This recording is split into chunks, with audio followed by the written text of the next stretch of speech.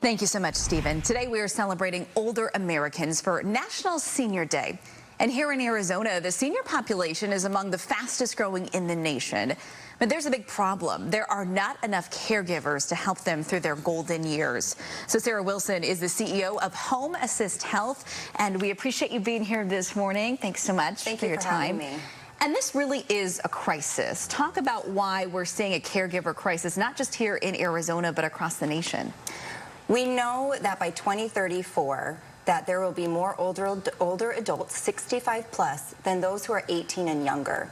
70% of those individuals are going to need caregiving services at some point in life. And in only a 10-year span, we need 130,000 caregivers to meet that need. So just to get enough people into the workforce and choosing caregiving services is our biggest challenge today. And have you seen a lot of caregivers get out of that profession in the pandemic? Because it was a lot on them. Huge turnover as a result of the pandemic, fear of spread, fear of getting sick. A lot of individuals turned their caregivers away, and so they would be out of job and choose careers in other industries. The other challenge we have is the wage and compensation. What most people don't know, that the majority of caregiving services are funded and paid for by the government through Medicaid benefits. Historically, these services have been underfunded, and so we have low compensation models, and we're forced to compete against industries that have lower barriers to entry, such as retail or fast food. Our workforce have significant levels of certification and training they have to go through before they can be caregivers. So what is the fix? And I'm assuming it's not an overnight solution. Correct. It is a gradual progression of efforts. First, we are asking Arizonans to recognize the value that caregivers provide. They're essential in strengthening our communities and protecting our fastest growing population.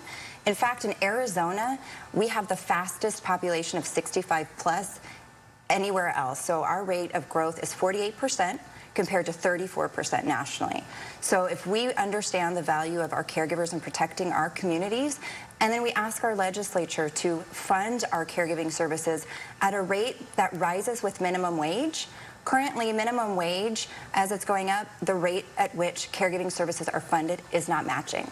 So when we think of Arizona, we think a lot of people retire here, and we have a big, like you mentioned, 65 plus population. So how is it going to impact my family then, or somebody's family watching at home, when they probably need somebody to watch over their parents? Is there going to be a caregiver both in the home or maybe at the assisted living facility that they're at? The risk is significant in terms of health and well-being. So caregivers provide daily support in nutrition and diet. They support and protect against falls and protect against unsafe wandering, which we know can be a huge risk for some.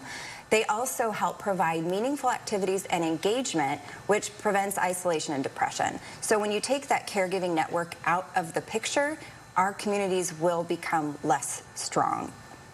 So are there questions we can be asking? Are there things we can be doing if maybe we do have a loved one, we have a grandma and grandpa that's in a home, or maybe they're in our home and we've got caregivers that we try to get to come to the house? So I would encourage anybody who has an older adult to start planning, even when you're younger. Start discussing, what does a perfect caregiver look like for you? Do you want them to come to your home?